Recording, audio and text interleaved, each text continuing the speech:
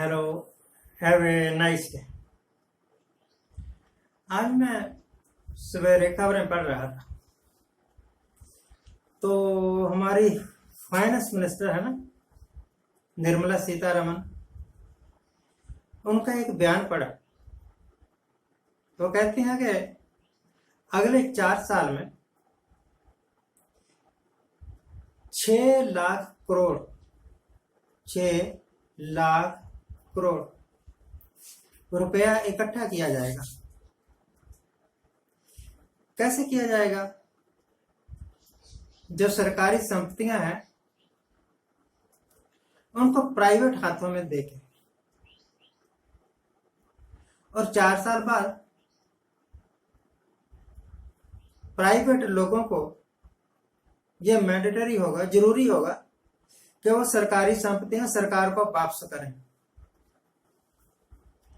ले लेंगे हम, ऐसे बोल ले। तो भैया आप तो 2021 है, फिर 2022, 1 साल 2023, 2 साल 24, 3 साल।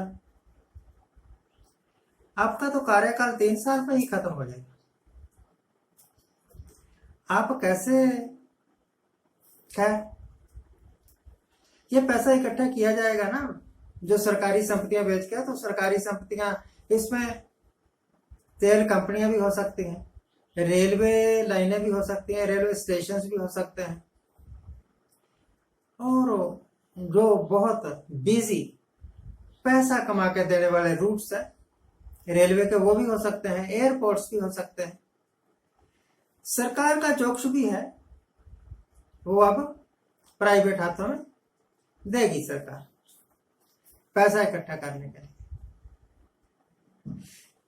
मेरे दिमाग में एक सवाल है, इतने भारी भरकम टैक्स, चाहे इनकम टैक्स की बात करो, चाहे जीएसटी की बात करो, काफी ज्यादा टैक्स है। इतने ज्यादा वैट वूट लगा दिए।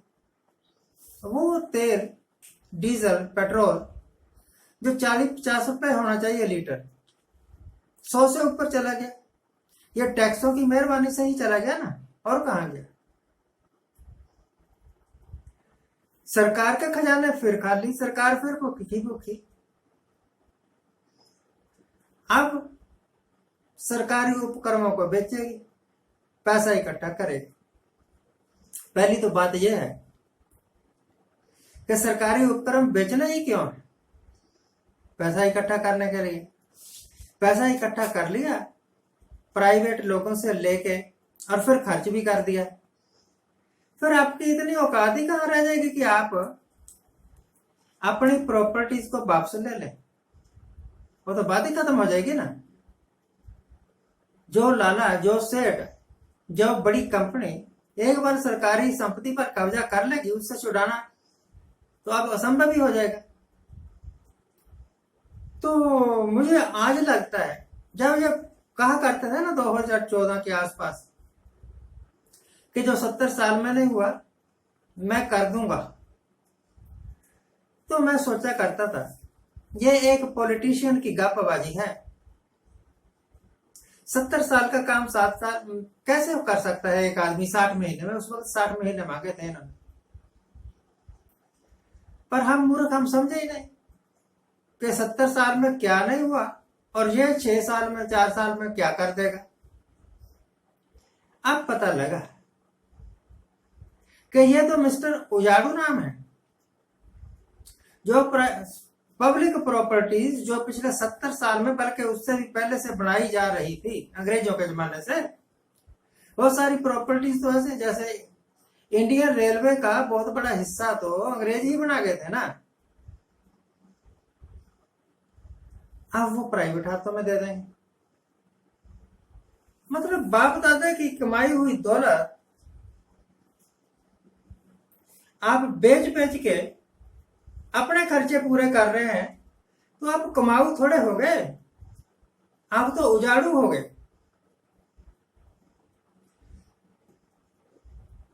पता नहीं इनकी सोच में, इसी को कहते होंगे देशभक्ति। मेरे वास्ते ये देशभक्ति नहीं है, देश के साथ ठगी है। और बहुत सारे ऐसी योजनाएं हैं जो सरकार ने चलाई। सच जानिए कि अगर वो सारी योजनाएं लागू हो जाती तो हिंदुस्तान एक सोने की चिड़िया बन जाता, स्वर्ग बन जाता।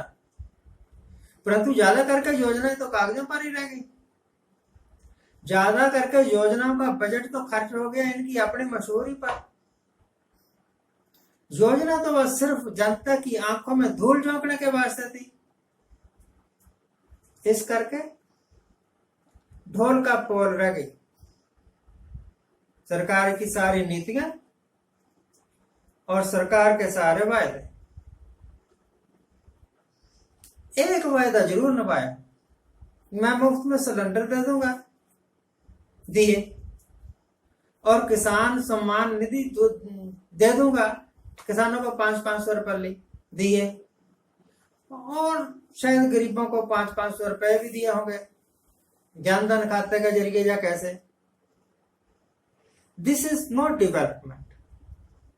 अगर इस तरह का खर्चा करती है ना सरकार, तो वो उत्पादक खर्चा नहीं है, उसको हम कहते हैं जन कल्याण पर खर्च करना, गरीबों की मदद करना, ऐसे कह लो। जन हमें ही लूट के, और भी मैं एग्जांपल दे के आता, पेट्रोल जो 40-50 रुपए लीटर बिकना चाहिए वो 100 रुपए लीटर है। तो ये बाकी जो फालतू पैसा है कहां जाता है? सरकारों की जेब में जाता है। तो लोगों से पैसा लेके लोगों के ऊपर खर्च कर दिया, तो आपने कौन सा एहसान कर दिया? देश का विकास क्या किया? आप तो देश को सुरक्षा भी नहीं प्रदान कर सके पूरे तरह से। आजकल बड़ा शोर मचाया हुआ है टीवी चैनलों ने कि मोदी सरकार ने ऑपरेशन एयरलिफ्ट बड़ा जबरदस्त तरीके से चलाया, अफगानिस्तान से सारे हिंदुओं को, सारे सिखों को बाहर निकाल लिया। आप ही ने नहीं चलाया, हर एक कंट्री ने चलाया जिसके नागरिक अफगानिस्तान में फंसे हुए थे। This is the basic duty of the government कि वो अपने नागरिकों के लाइफ की हिफाजत करे। सवाल यह है कि यहां आके वो जो उधर से लुट पुट के आए हैं, यहां आके करेंगे भी क्या? उनका जीवन यापन कैसे होगा? तो भैया मुझे तो कोई ऐसा फ्रंट नहीं लगता जिस पर निर्मला सीतारमण की कोई योजना कामयाब हुई हो। आज तक तो नहीं हुई, आगे हो जाए तो भगवान की कृपा होगी। जिस तरीके से इन्होंने इकोनॉमी को मैनेज किया, जिस तरीके से इन्होंने इलेक्शन जीतने के लिए योजनाएं बनाई और खर्च किए, इनके नाक के नीचे से लोग इनको चंदा देके बाहर विदेशों में भागे, बैंकों को लूट के। मुझे नहीं लगता कि ये एक ऐसी सरकार है जो देश के हित के लिए, भले के लिए काम कर रही है। परंतु फिर भी शायद कांग्रेस से कुछ ठीक ही है। अगर कांग्रेस वाले करप्ट थे तो ये उजाड़ू है। इतना ज्यादा खजाने में पैसा आता है और ये दान दे के ही खत्म कर रहे हैं। आज के लिए इतना ही। आज जिनका जन्मदिन है उनको हैप्पी बर्थडे।